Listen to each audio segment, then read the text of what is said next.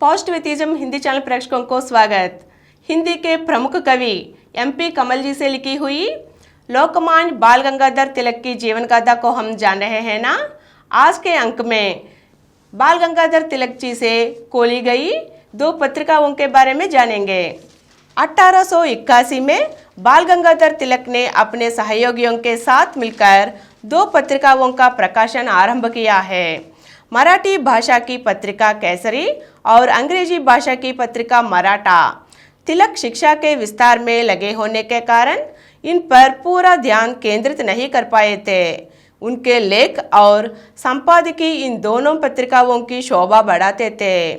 10 वर्ष तक तिलक ने इंग्लिश के साथ इन पत्रिकाओं के प्रकाशन में भी सहयोग दिया, परंतु 1890 में डेक्कन सोसाइटी से त्यागपत्र देने के बाद तिलक पूरी तरह पत्रकारिता के क्षेत्र में उतर आए। उनके अंदर का पत्रकार जाग उठा। वे दोनों पत्रिकाओं के प्रति पूर्ण समर्पण भाव से काम करने लगे।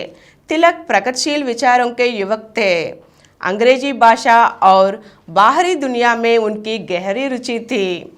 अंग्रेजों का भारत पर आधिपत्य उन्हें बहुत खटकता था। वे एक पल भी भारत में अंग्रेजी शासन नहीं चाहते थे, परंतु इस सत्य से भी वे पूरी तरह अवगत थे कि भारतीय समाज पिछड़ा हुआ और रूढ़िग्रस्त समाज है। भारतीय मानव सदियों तक गुलाम रहने और लगातार चोट खाते रहने के कारण हीनता की भावना से ग्रस्त है।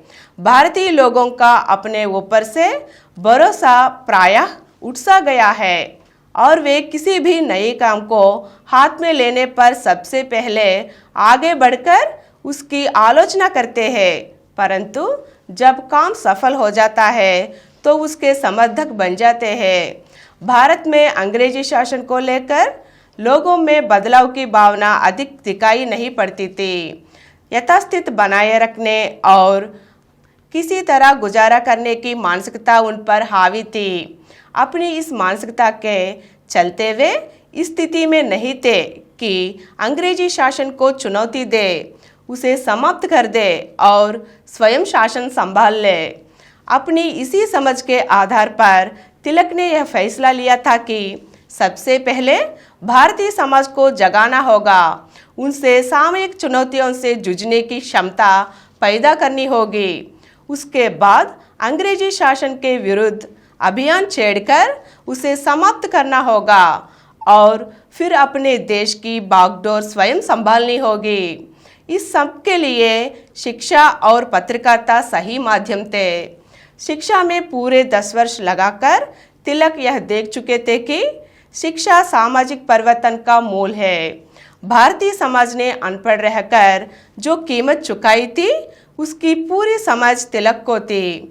शिक्षा के प्रचार प्रसार के इस दौर में तिलक को अनेक महत्वपूर्ण अनुभव हुए। उनमें से एक अनुभव यह थी कि इस कार्य के लिए निस्वार्थ भाव से अपना पूरा जीवन लगा देने वालों की देश में बहुत कमी थी, जबकि देश को ऐसे लोगों की भारी जरूरत थी। नई पीढ़ी में उत्साह तो था, परंतु पिछली पीढ़ी से विरासत में मिला अधैर्य और आत्मविश्वास की कमी दो बड़ी बाधाएं थी।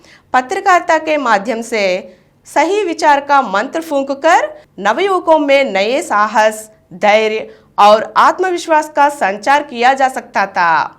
राष्ट्रीय भावना की कमी भी देश की शक्ति को एकजुट होने से रोक रही थी।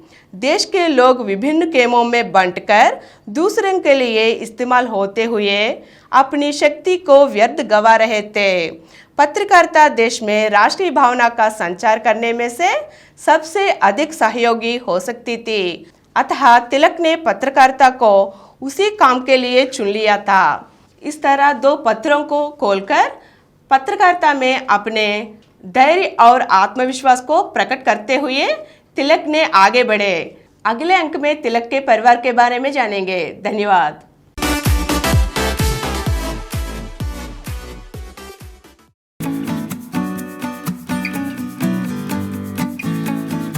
Please download Samaram multi-channel app and watch your favorite channels from your mobile. App available on Google Play Store and subscribe to the channels. more videos, please subscribe to this channel Positive Atheism and activate the bell icon.